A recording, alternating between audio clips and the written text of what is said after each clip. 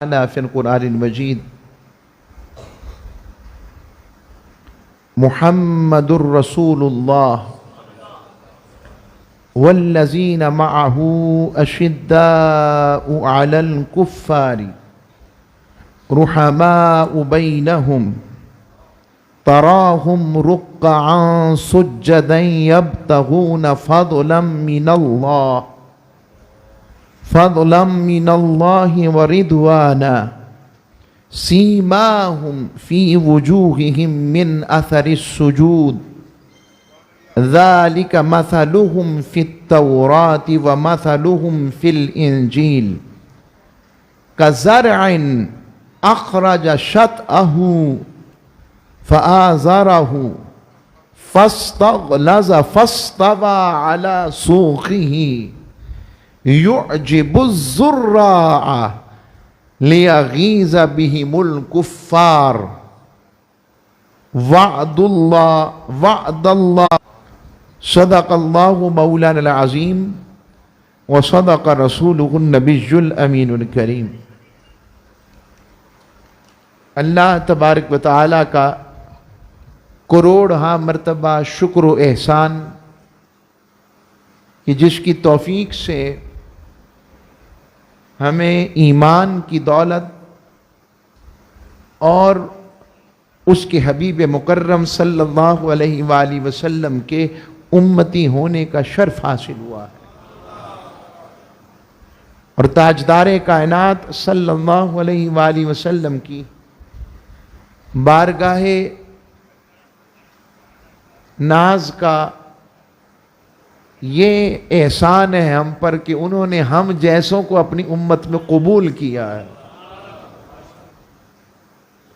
آج کے مضمون کو میرے جو پہلے چند جملے ہیں وہ ہم سب کے لیے بڑے ہی اہم اور فکری طور پر اگلی نسلوں تک ہمارے عقیدے کے پہنچانے کے لیے نہایت ہی لازم ہے، اور یہ میرا درد ہے جو میں اس منبر رسول صلی اللہ علیہ وسلم کے توسل سے جو مجھے بات نصیب ہو رہی ہے وہ پیش کرنے کی جسارت کرتا ہوں۔ وہ یہ ہے کہ پچھلے کافی عرصے سے، بالخصوص جب سے گلوبلائزیشن، سوشل میڈیا اور اس طرح کی چیزیں جو ہمارے ہاتھوں میں بڑے آرام سے پہنچ چکی ہیں، جس کے نتیجے کے اندر جہاں بہت سے فوائد بھی ہیں وہاں پر اس کے نقائص میں سے میں اس کو امت میں ایک سازش کا طریقہ سمجھتا ہوں، بالعموم اور بالخصوص اہل سنت کے لوگوں کے لیے، کہ ہمیں اس نہج پر پہنچا دیا گیا ہے کہ ہماری جو تواریخ جو شخصیات سے منسوب تھیں، ان کے وصال کا دن ہو، شہادت کا دن ہو، یا اور اس طرح کے خصوصی وہ ایام جن میں صحابہ کرام یا اہل بیت اطہار کے حوالے سے ان پر خصوصی کرم و رحمت کا دن، ولادت یا وصال کا بالخصوص یا شہادت کا، اس کو متنازع کر کے امت میں تفرقہ ڈالنے کا ایک بڑا ہی رقیق قسم کا حملہ جاری ہے۔ طریقہ کار یہ ہے کہ اہل محبت جو ہوتے ہیں، جن کو اللہ نے قلب سلیم کے ساتھ تاجدار کائنات کی غلامی اور ایمان کی خیر عطا فرمائی ہے، وہ آل پاک کی نسبت بھی عزت و تکریم و محبت و ادب،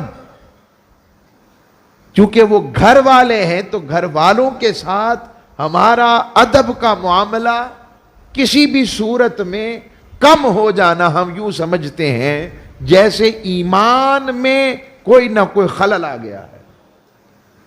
اور اسی طرح تاجدار کائنات کی نسبت صحابیت رکھنے والے، حضور کے زمانہ کو پانے والے صحابہ، جنہوں نے تاجدار کائنات کے چہرے کا وظیفہ کرتے رہے اور تاجدار کائنات صلی اللہ علیہ وسلم کی غلامی کی خاطر اپنا تن من دھن نچھاور کرنے میں کبھی بھی لمحہ نہیں لگایا.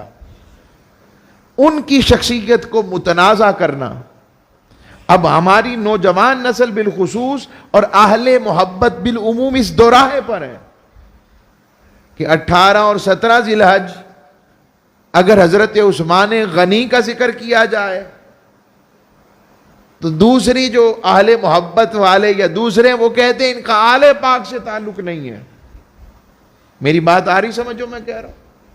اور اس کے مقابلے میں جو مولا علی کے فضائل کا ذکر کرے، مثال دے رہا ہوں، تو اسے کہتے ہیں اس کو شان صحابیت کی فکر نہیں ہے، یا یہ ہمارا نہیں، اہل سنت کا نہیں.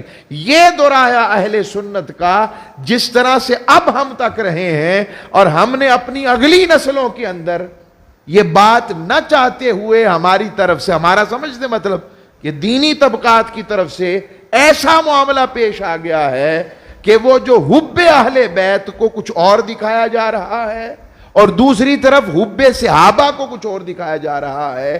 اصل میں یہ دونوں باتیں امت میں تفرقہ ڈال کر تاجدار کائنات کی امت کو اس کے اصل سے ہٹا کر لڑانا اور تفرقے کے اندر دھکیلنا مقصود ہے. میں نے اس کے لیے قرآن کی آیات چنی ہیں جو سورہ الفتح کی ہے، اور انشاءاللہ ہمارا مضمون سیدنا عثمان غنی کی حیا اور سخا پر بھی ہوگا، اور مولا علی کی مولا علی کی فضیلت ولایت پر بھی ہوگا. میں اس لیے یہ ساری چیز پیش کر رہا ہوں آپ کے لیے. یہ میرے جملوں کو ان لوگوں کو پہچانے کہ جو آل پاک کا اگر نام لیتے ہیں تو صحابہ کا نام لیا جائے تو چہرے بگڑ جائیں، اور انہیں بھی پہچانے کہ جب صحابہ کا آل پاک کے ذکر کے ساتھ صحابہ کا کیا جائے تو چہرے بگڑ جائے، اور صحابہ کا کیا جائے تو آل پاک کا نام لے کر ان کے چہرے بگڑ جائیں کہ آل پاک کا کیوں نہیں کر رہے. میں ایک جملہ کہتا ہوں ادب کے ساتھ، احترام کے ساتھ، اگر میں غلط نہیں کہہ رہا، وہ یہ کہ یاد رکھیں ہم ہستیوں میں مقابلوں کے قائل نہیں ہیں. ہم ان کی ان فضیلتوں کے قائل ہیں جو اللہ رسول نے انہیں عطا کی ہے. بس کافی. ہم جھگڑوں کے بجائے ہم ان میں مسابقت، ان میں مقابلہ، بلکہ ہم تو ہمارے اہل سنت میں ایسے لوگ بھی پائے جاتے ہیں جو علم نہیں رکھتے، وہ ولیوں میں کرامتوں کے مقابلے بھی کراتے. میں نے ایک جگہ پہنچا تو وہ اس داتا صاحب کی کرامتوں کے غوث پاک سے مقابلے کرا رہے تھے، یعنی حضور غوث پاک کا. یہ کوئی سوچ ہے؟ محبوبوں کی محبت والوں کے مقابلے نہیں ہوتے، یہ یاد رکھیں. یہ نیچے لے آیا تو صحابہ اور آل پاک کے مقابلے، ان میں مقابلے نہ کرو. میں ایک جملہ کہتا ہوں، ایک لمحے کے لیے ہمارا تو عقیدہ ہے کہ حضور اللہ کی عطا سے ہمیں تکتے بھی ہیں اور سنتے بھی ہیں، میں اتنا جانتا ہوں. اور جب اس طرح کا عقیدہ ہو تو ہمارے ہم بڑے مطلب حضور کے سامنے کوئی شان صدیق اکبر بیان کرے مگر مولا علی کے ذکر میں کنی کترائے، یا مولا علی کا ذکر کرے تو شان صدیق اکبر میں وہ ہلکا عقیدہ رکھتا ہو، حضور پر کیا بیتے گی بس یہ جانے. میں نے دونوں باتیں آپ کے سامنے پیش کر دی. میں یہ سوچ آپ کے اندر ڈیولپ کرنا چاہتا ہوں، اور یہ چاہتا ہوں کہ اس طرح کی بات نہ ہو. ہمیں تو بتایا پہلی بات جس کا دن ہو اس کی بات کرو. تو قرآن مجید، اب یہ سوالات بھی مجھ سے کئی ساتھیوں نے پوچھے، میں ان سوالوں کو اس بڑی ترتیب سے فلسفی جسے کہتے ہیں فلسفہ کے انداز میں پیش کر گیا، یا اپنی جو میری پہ سمجھ آئی. اب قرآن کی طرف آتے ہیں. اللہ رب العزت نے کیا خوبصورت آغاز کیا ان نسبتوں کا اظہار. فرمایا محمد الرسول اللہ صلی اللہ علیہ وسلم. حضور کے اسم نامی سے آیت کا آغاز کیا. وہ جو میرے محمد ہیں، رسول اللہ جو اللہ کے رسول ہیں۔ اس جملے میں اتنا لطف ہے، رب کہہ رہا ہے محمد الرسول اللہ، اللہ اکبر۔ اب آقا علیہ السلام کے اسماء مبارک کے جو معارف ہیں وہ پھر ایک علیحدہ مضمون آ جاتا ہے، رسول کی معارف علیحدہ ہیں اور رسول اللہ کے اللہ کے ذات کے معارف علیحدہ ہیں۔ علیحدہ سے مراد کہ اپنا اپنا جہاں اور معاملہ ہے، جو ہماری ناقص عقل کی سمجھ میں تھوڑا بہت جو معرفت کی خیر شیخین کے اپنے شیوخ کے پاس بیٹھنے سے نصیب ہوئی۔ فرمایا محمد رسول اللہ، وہ جو محمد ہیں اللہ کے رسول ہیں۔ یہاں تک بات کر آگے فرمایا والذین معہ، حبیب وہ جو آپ کے ساتھ نہیں ہیں۔ اب اس ساتھ میں گھر والے بھی ہیں اور اس ساتھ میں در والے بھی ہیں۔ رب نے محمد الرسول اللہ کہہ کر آگے والذین معہ اس لیے فرمایا ہے، فرمایا لوگوں یہ معہ کی نسبت کہ میں نے ان کو یاد کیا ہے تو نسبت مصطفیٰ کی وجہ سے پتہ لگا آل پاک اطہار کی فضیلت بھی اس لیے ہے کہ وہ مصطفیٰ والے ہیں، اور صحابہ کی عظمت اور فضیلت بھی اس لیے ہے کہ وہ مصطفیٰ والے ہیں۔ اصل فضیلت کا معیار جس نے آل پاک کو طہارت والا بنا دیا اور صحابہ کو مقام فضیلت والا بنا دیا، اس کی وجہ صرف ایک ہے اور وہ ہے نسبت محمد مصطفیٰ علیہ السلام۔ اس چیز کا خیال رکھنا ہے پہلی بات۔ آگے فرمایا ان کی شانیں کیا ہیں،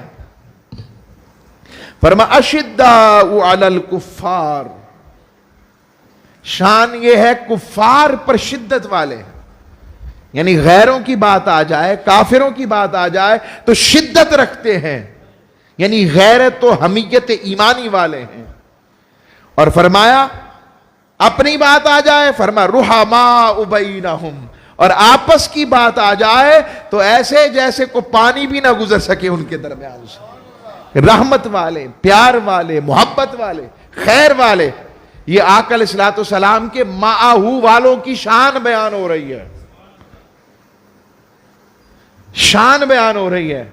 اور اشداء علی الکفار کو دیکھنا ہو تو سیدنا صدیق اکبر کو تکیں، جو بدر کے بعد اپنے بیٹے کے اسلام لانے کے بعد بات چیت ہو رہی ہے تو وہ کہہ رہے ہیں ابا جان آپ بدر کے میدان میں کئی دفعہ میری تلوار کے نیچے آئے تو میں نے باپ سمجھ کر چھوڑ دیا، اور صدیق اکبر کیا فرما رہے ہیں اگر تو ایک مرتبہ بھی آتا تو میں نہ چھوڑتا، تو اس وقت میرا بیٹا نہیں تھا بلکہ تو اس وقت کون تھا، تو اس وقت میرے اللہ اور اس کے رسول کا دشمن بن کر آیا تھا۔ میں مثالیں دے رہا ہوں، رحماء بینہم، آپس میں رحیم ہیں، کریم ہیں۔ اور حضرت فاروق اعظم جیسا سخت مزاج، یعنی آپ کی طبیعت میں ایک قانون سخت ویسے نہیں تھے، مگر آپ کی طبیعت جب ڈھلی ہے، بلال حبشی کو بھی یا سید کہہ کر بلاتے تھے، اے میرے سردار یا سیدی۔ 23 لاکھ مربع میل کا حاکم، وہ غلام جو حبشہ سے بکتا بکاتا آیا، اسے حضرت فاروق اعظم رضی اللہ تعالیٰ عنہ یا سیدی کہتے ہیں۔ آگے بتاؤں رحماء بینہم، میں ایک جملہ کہتا ہوں، کوئی اپنے ملازم کے نام پر اپنے بیٹوں اور پوتوں کے نام رکھتا ہے؟ مجھے سچ بتائیں، ہم تو مسلمان ہیں نا۔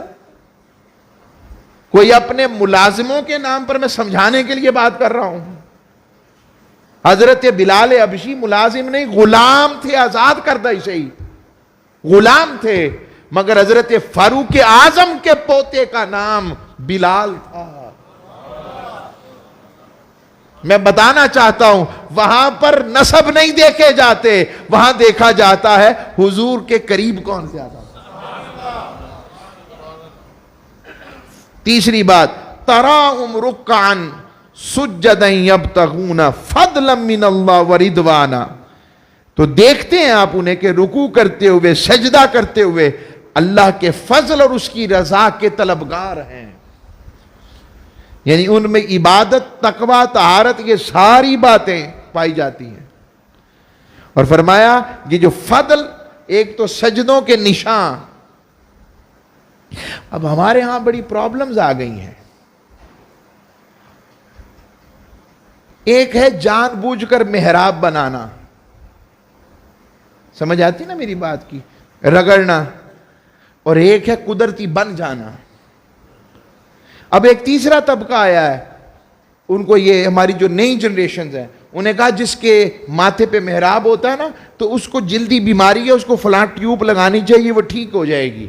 یہ بتایا گیا ہے کہ سجدوں کی نشان کی کوئی حقیقت نہیں، بلکہ قرآن مگر کہتا ہے تراہم رکعا سجدا یبتغون فضلا من اللہ ورضوانا، تو آپ انہیں دیکھتے ہیں کبھی رکوع میں کبھی سجدے میں، اللہ کے رضا اور فضل کے طلبگار ہیں۔ سیماہم فی وجوہہم من اثر السجود، اور ان کے ایمان و عبادات کی علامت ان کے چہروں پر سجدوں کے اثر سے نمایاں ہے۔ دونوں باتیں اس میں، ظاہراً بھی اور روحانیاً بھی نور بن جاتا ہے، یہ دونوں باتیں موجود ہیں، اشارہ ہے قرآن کا۔ اور اللہ نے یہ بھی بتا دیا کہ یہ طلبگار کس چیز کی ہیں؟ رب کے فضل اور رضا کے۔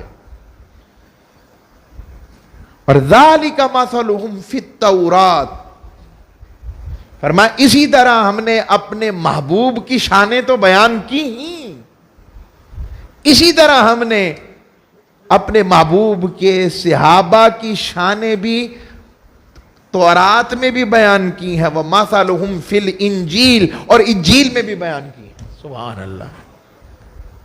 اس لیے آپ کو یاد دلاتا ہوں، جب بیت المقدس فتح ہو رہا تھا نا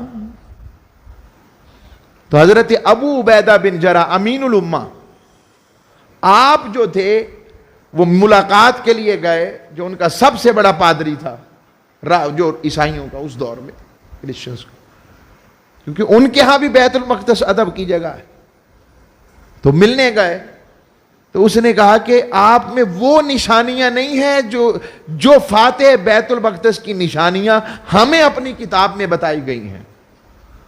کہا وہ کیا نشانیاں ہیں؟ کہا ان کی نشانیاں یہ ہیں کہ وہ دراز قد ہوں گے، ان کی مونچھیں ذرا اٹھی ہوں گی، وہ جو ہیں سادہ لباس پہنتے ہوں گے، اور پھر غلام اور آقا کا فرق نہیں ہوگا ان میں۔ جب یہ جملے ابو عبیدہ بن جراح نے سنے، آپ نے فرمایا اب مجھے پتہ لگ گیا آپ کن کی بات کر رہے ہیں۔ آپ نے پیغام بھجوایا حضرت فاروق اعظم کو حضرت فاروق اعظم کو پیغام بھجوایا کہ یہاں آپ کی بات ہو رہی ہے، آپ کے آنے سے بیت المقدس کی فتح ملے گی ہمیں، اور بغیر جنگ کے پھر آپ تشریف لائے۔ یہ میں آپ کو صرف ایک منظر نامہ بتا رہا ہوں، مَثَلُهُمْ فِي التَّوْرَاةِ وَمَثَلُهُمْ فِي الْإِنْجِيلِ کا۔ اور اگلا جملہ جو صحابہ اور آل پاک میں فضیلتوں کے بازار گرم کر کے لڑائی اور جھگڑا کا ایک معیار رکھتے ہیں، صحابہ کی بات شروع کر دیں تو آل پاک کا سمجھتے ہیں کہ ذکر پیچھے رہ گیا، آل پاک کا ذکر شروع کر دیں تو ادھر اس طرف سے کہتے ہیں یہ کنی کھاتے ہیں۔ میں آج یہ چیز ہمارے ساتھ بھی وابستہ کی جاتی ہے، یہ بھی بتا دوں میں آپ کو۔ آج تک 16 سال ہو گئے جو ساتھی ہمیں سنتے ہیں جانتے ہیں، بتائیں آج تک ہم نے کبھی شان صحابہ بیان کرنے میں ڈنڈی ماری ہو تو بتائیں، اور آل پاک کا ذکر کرتے ہوئے اگر ہماری کیفیت بدل جائے تو قصور ہمارا ہے یا حضور کی محبت کا ہے کہ جن سے حضور اتنا پیار کریں؟ کیا کریں؟ کیا ان کا ذکر نہ کریں کہ وہ حضور کے کندھوں پر سواری کرتے تھے؟ نہ ذکر کریں؟ نہ ذکر کریں کہ حضور اپنا لعاب دہن انہیں چسواتے تھے؟ نہ ذکر کریں؟ کیا شان صدیق اکبر بیان کرتے ہوئے ان کی صحابیت قطعی کا نسخہ قرآن سے بیان نہ کریں؟ ارے کیا کریں اور اس کے علاوہ؟ اب ان کے لیے یہ اگلی آیت کہ یہ کھیتی کس کی تھی یا کس کی ہے، یہ محنت کس کی ہے، یہ سارا گلستان آل پاک و صحابہ سجایا کس نے تھا، یہ کس نے محنت کر کے اس کو ابھارا تھا، کس نے اپنے زندگی کے شب و روز ان کے ساتھ بسر کر کے اپنے آپ کو پیش کر دیا ان کے لیے، وہ کون تھے؟ رب اللہ فرماتا ہے کزرعن، یہ صحابہ اور اہل بیت کیسے ہیں؟ یہ ایک کھیت کی مانند ہیں، جس کھیت کو میرے مصطفیٰ نے بویا،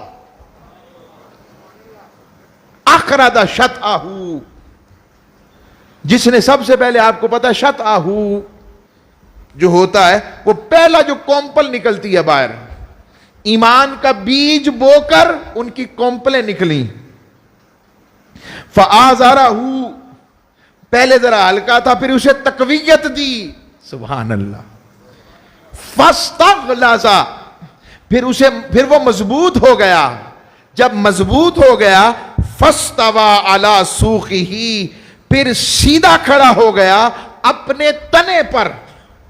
آپ یہ سارا منظر قرآن بیالوجیکل یعنی پودوں کی حیات کا پورا تسلسل بیان کر رہا ہے کہ کھیتیاں کیسے اگتی ہیں، یہ بھی بتا رہا ہے، نوجوان نسل کو بھی بتا رہا ہے۔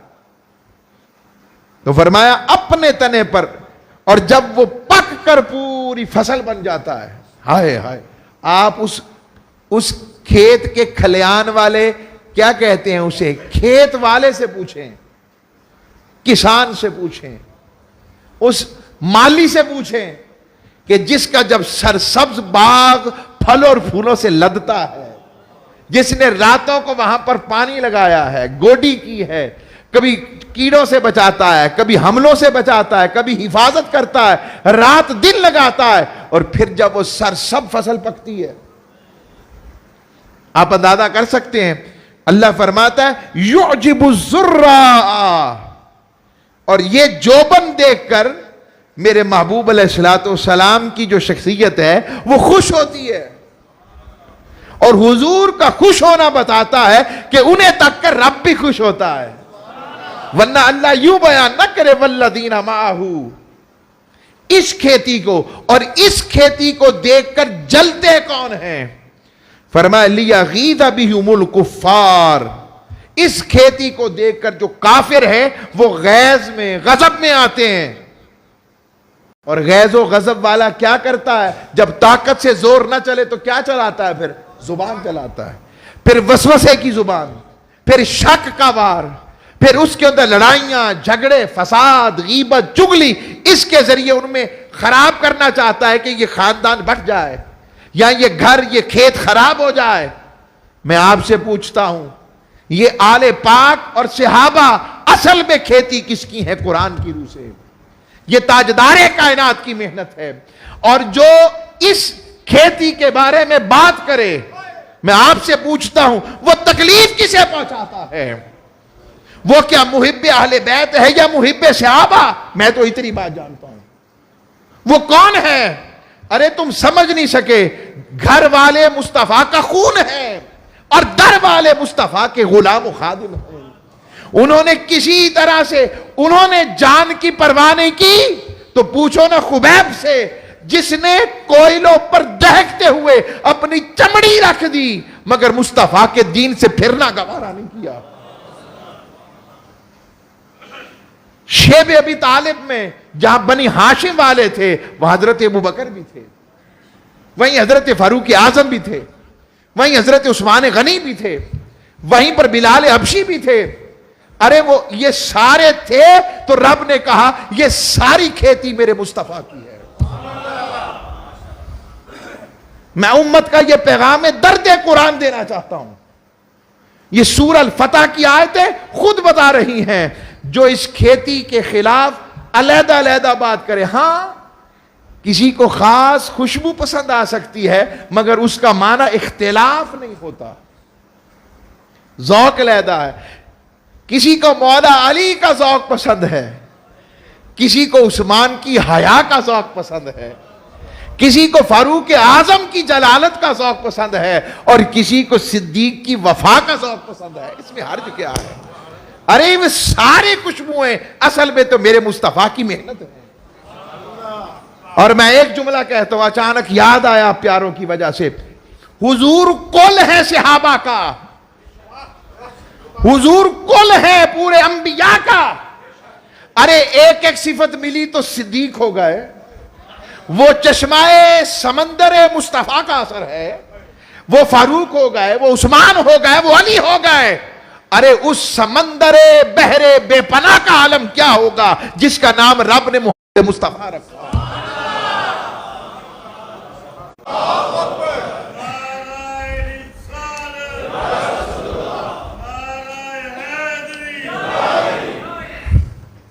ہم غدیر والے بھی ہیں اور عثمان غنی کی شہادت اور ان کی حیا کا ذکر والے بھی ہیں۔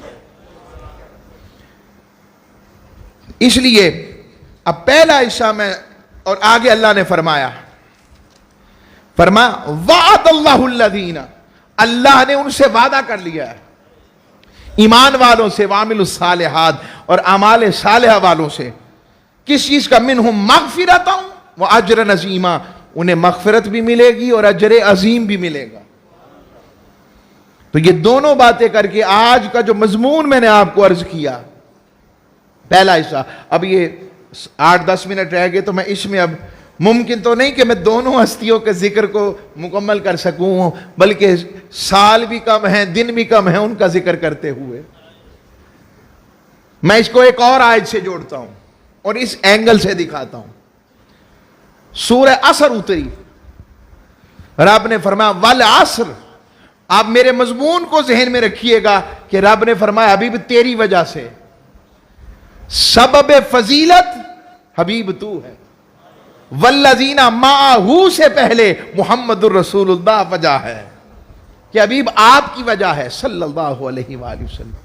فرمایا والعصر، اب یہ مکی صورت ہے، مکہ میں پورے زور پر اسلام کی آواز گونج رہی ہے اور کفر تل ملا رہا ہے، کردار کشی ہے، سب کچھ ہے، اور آقا علیہ الصلوۃ والسلام کا دل دکھی ہے، تو رب نے فرمایا والعصر، حبیب قسم ہے زمانے کی جس میں تو ہے،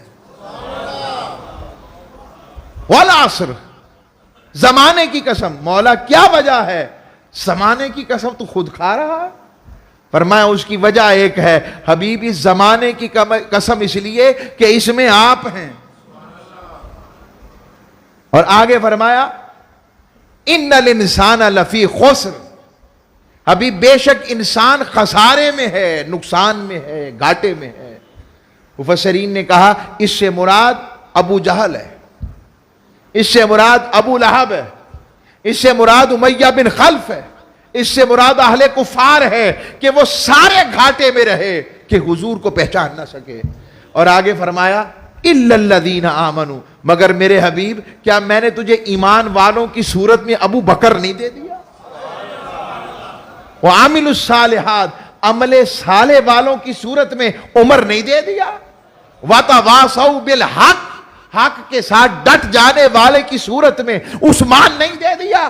وتواصوا بالصبر، اور صبر کے ساتھ ڈٹ جانے والوں کی صورت میں علی نہیں دے دیا؟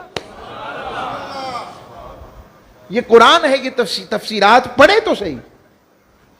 اس سے آگے آ جائے، اب دو ہستیاں چونکہ سیدنا عثمان غنی رضی اللہ تعالیٰ، آپ بھی السابقون الاولون میں شامل ہیں۔ جس دور میں اسلام کا نام لینا ہی ایسے تھا جیسے کسی نے اپنی موت کو آواز دے دی، سیدنا عثمان غنی نے اس دور میں تاجدار کائنات کا دامن تھام کر ان کی غلامی کو قبول فرمایا، اور آپ نے اذیت بھی سہی، زد و کوب کیے گئے، پیچھے نہیں ہٹے۔ آپ وہ پہلے مہاجر ہیں جنہوں نے حضور علیہ الصلوۃ والسلام کی بیٹی کے ساتھ سب سے پہلے حبشہ کی طرف ہجرت فرمائی۔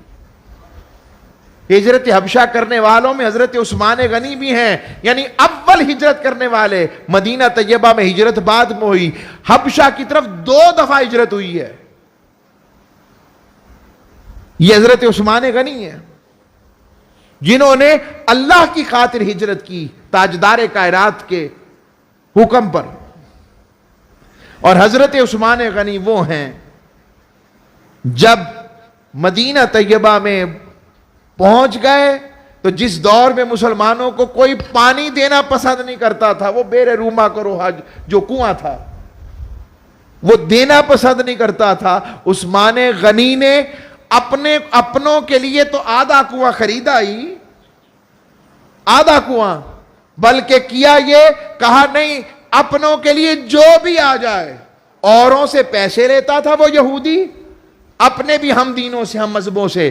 سیدنا عثمان غنی والا جو تھا, آپ جو تھے, آپ نے کہا جو بھی آ جائے پانی لیا کرے.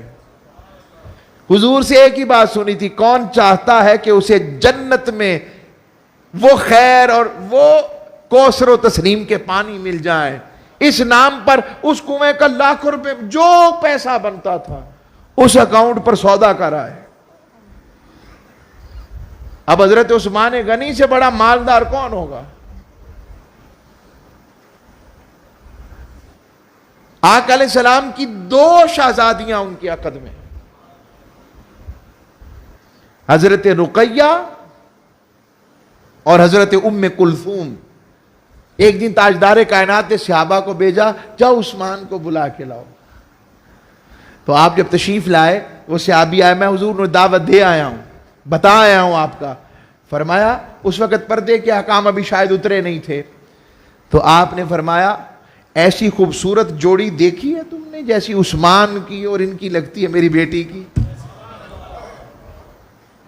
یا آقا علیہ السلام, اس لیے ان کا ٹائٹل ہے ذو النورین, 2 نوروں والے, 2 نوروں والے. آقا علیہ السلام کی 2 شہزادیاں. اور پھر یہ مقابلہ نہیں, یہ محبت و فضیلت کا معیار بیان ہو رہا ہے.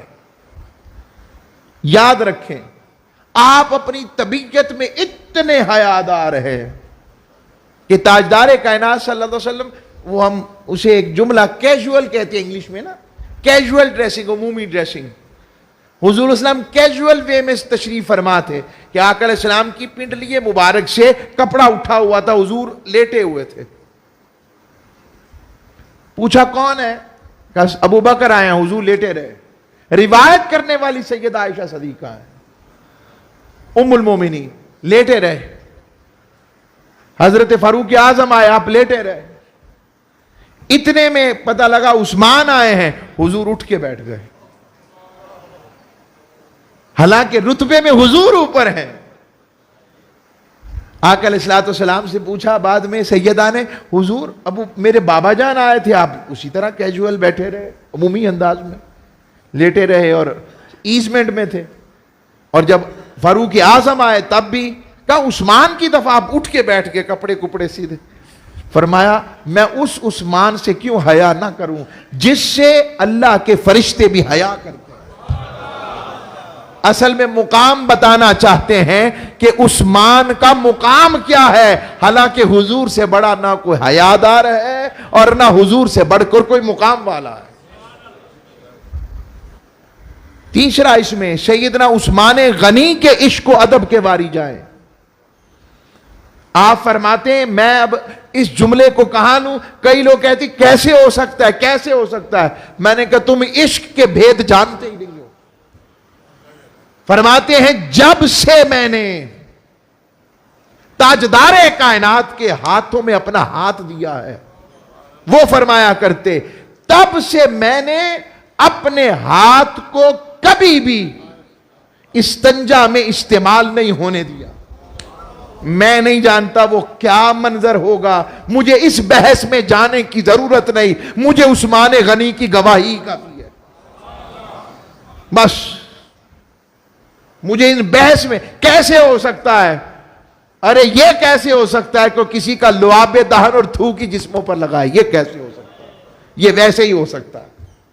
یہ کیسے ہو سکتا ہے کہ حضور علیہ السلام اپنے ایک صحابی کو تیر کمان دیں اور وہ کہتے ہیں جب سے حضور نے دیا ہے بغیر وضو کے میں نے ہاتھ ہی کبھی نہیں لگایا. کیسے ہو سکتا ہے؟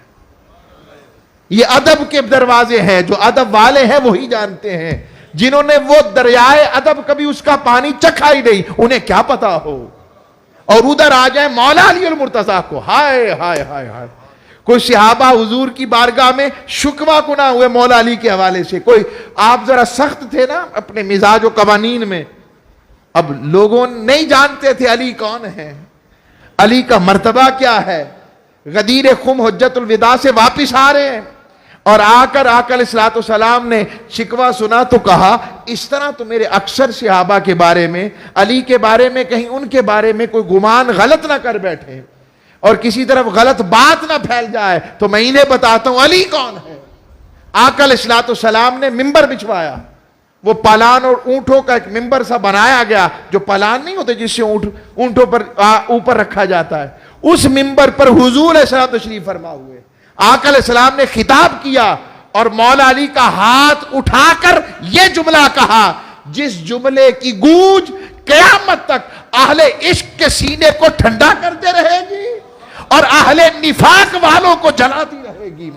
آقا علیہ السلام نے فرمایا من کنت مولاہ فعلی مولا، جس کا میں مولا ہوں اس کا علی مولا۔ حضور نے اس لیے فرمایا کہ جس کا میں مولا ہوں اس کا علی مولا ہے۔ اللہم والی من والا ہوں وعادی من عادا ہوں، اللہ اے اللہ اس سے دوستی رکھ جو علی سے دوستی رکھتا ہے، اے اللہ اس سے دشمنی رکھ جو علی سے دشمنی رکھتا ہے۔ یہ آقا علیہ الصلوۃ والسلام نے پیغام دیا کہ جو مجھے محبوب جانتا ہے وہ علی کو محبوب جانے، جو مجھے پیارا جانتا ہے وہ علی کو پیارا جانے، جو مجھے قریب جانتا ہے وہ علی کو قریب جانے، جو علی کا ہے وہ نبی کا ہے، جو نبی کا نہیں وہ علی کا نہیں، اور جو علی کا نہیں وہ نبی کا نہیں۔ یہ جب بیان ہوا تو سب سے پہلے حضرت صدیق اکبر اور حضرت فاروق اعظم کھڑے ہوئے، کہا بخ بخ لکا یا ابن ابی طالب، اے ابو طالب کے بیٹے علی مبارک ہو مبارک ہو، آج سے آپ صرف اس امت کے بھی مولا نہیں ہمارے بھی مولا ہیں۔ اب ہمیں بھی پتا ہے مولا بمانا خدا کیا ہوتا ہے اور مولا بمانا محبوب کیا ہوتا ہے، مولا بمانا قریب کیا ہوتا ہے۔ ان کے لیے ایک ہی جملہ آج پہلی دفعہ انداز بدل کے کہہ رہا ہوں، ہمارے ناموں کے ساتھ بڑے بڑے اشتہاروں میں مولا نہ لکھا جائے تو کوئی بات نہیں، اور مولا علی کے ساتھ مولا لگا دیں تو بھامبڑ مچ جاتا ہے۔ کیا یہ انداز ٹھیک ہے؟ بتائیں، ہم علم کی 2 کتابیں پڑھ کر مولا نہ کہلا لے تو کوئی بات نہیں، اور جو ہو ہی شہر مصطفیٰ کا دروازہ، بس اتنا ہی کافی ہے، میں اس سے زیادہ میری بات نہیں۔ تو ان کا مقام کیا ہوگا؟ اللہ ہم سب کو عمل کی توفیق دے۔ وما علیہ